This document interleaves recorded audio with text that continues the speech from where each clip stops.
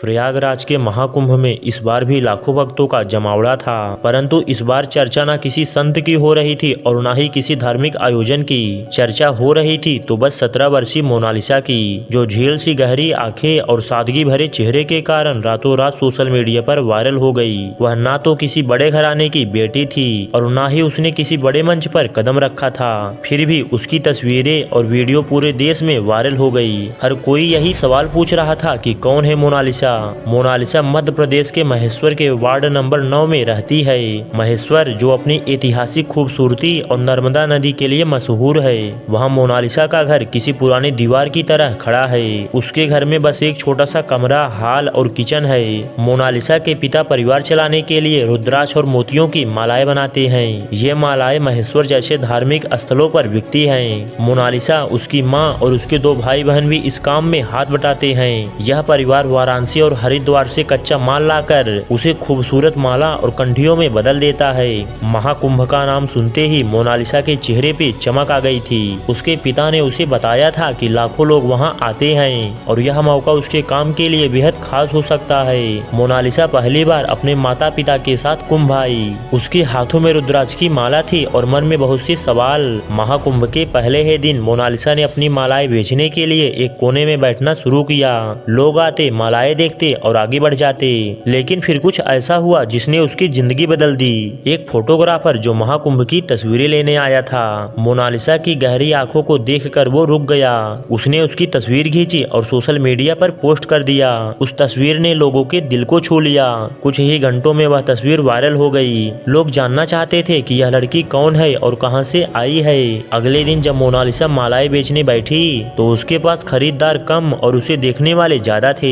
लोग उससे बातें करते, उसकी तस्वीर खींचते और उसके साथ सेल्फी लेने लगे। उसे समझ नहीं आ रहा था कि यह सब अचानक कैसे हो गया। सोशल मीडिया पर मशहूर हो चुकी मोनालिसा की कहानी के दूसरे पहलू ने भी लोगों का ध्यान खींचा। उसके दादा लक्ष्मण ने बताया कि उसकी आर्थिक स्थिति बहुत खराब है। वह और उसका परिवार दिन भर मेहनत करके मालाएं बनाते हैं, लेकिन आमदनी इतनी नहीं होती कि घर की सभी जरूरतें पूरी हो सके।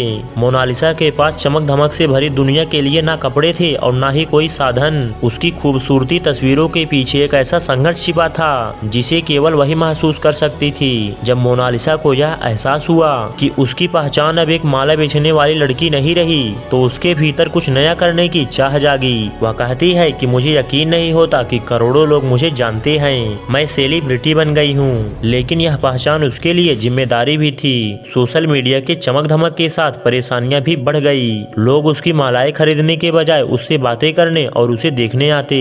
वह दिन भर कैमरे के सामने मुस्कुराती, लेकिन उसके दिल में एक डर था। वह कहती थी कि मैं सिर्फ एक साधारण लड़की हूँ, मुझे इस चमक धमक की आदत नहीं है।